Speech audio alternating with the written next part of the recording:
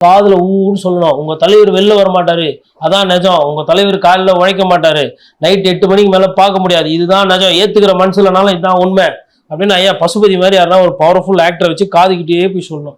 ஏன்னா அவங்களுக்கு அவங்க மூலியமா சொன்னாதான் அவங்களுக்கு புரியும்.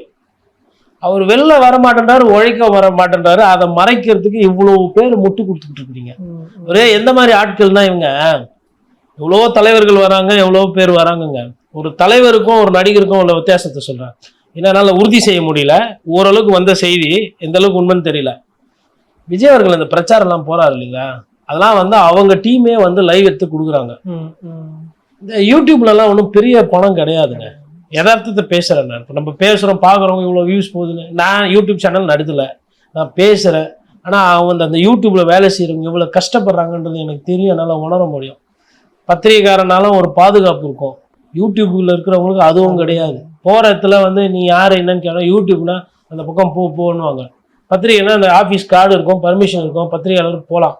அப்படி கஷ்டப்பட்டு வேலை சாப்பிடாம கொல்லாம போய் இந்த அரசியல் செய்தியை சேகரிக்கிறதுக்கு ஓடிடுறாங்க, எடுக்கிறாங்க.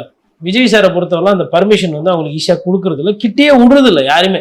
பத்திரிகையாளரே அலௌடு இல்லை, அப்புறம் எங்க இந்த யூடியூப் கிட்ட போகிறது? ஸோ யாருக்குமே அலௌடு இல்லை. அவங்க டீமே எடுத்து என்ன பண்ணுறாங்க, அவங்க லிங்க் ஷேர் பண்ணி இந்த வீடியோ போட்டுக்கோங்கலாம் கொடுக்குறாங்க. அப்படி ஒரு சில போட்டவங்களுக்கு இப்போ காப்பிரைட் பஞ்சாயத்து போயிட்டு இருக்கான். நீங்கள் வந்து ஏன் அதை பயன்படுத்துறீங்க?